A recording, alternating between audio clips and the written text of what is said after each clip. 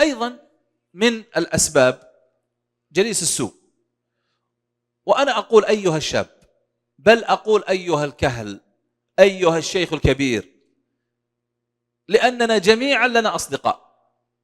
أحيانا لما يسمع بعض الناس كلمة صديق الصالح وصديق السوء ينصرف ذهنه مباشرة لمن؟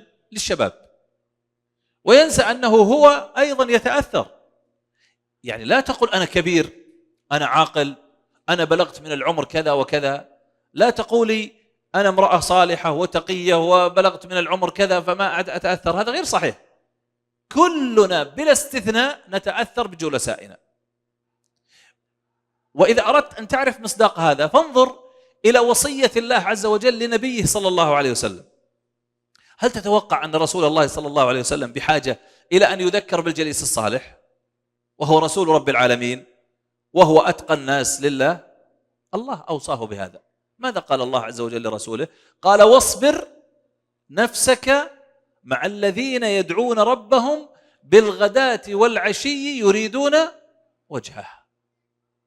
وحذره أيضا في المقابل من أهل السوء وقرناء السوء. سبحان الله، رسول الله يقال له لا تكن مع أهل السوء، لا تجلس مع أصدقاء السوء. نعم، ما في فرق، الجميع محتاج لهذه النصيحة. ولا تعد عيناك عنهم تريد زينة الحياة الدنيا ولا تطع من أغفلنا قلبه عن ذكرنا واتبع هواه وكان أمره فرطا.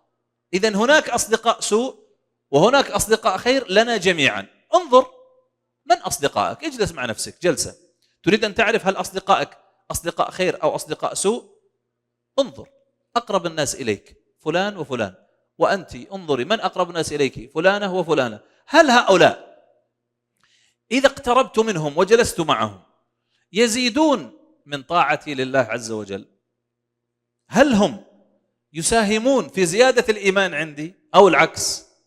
هذا هو المقياس.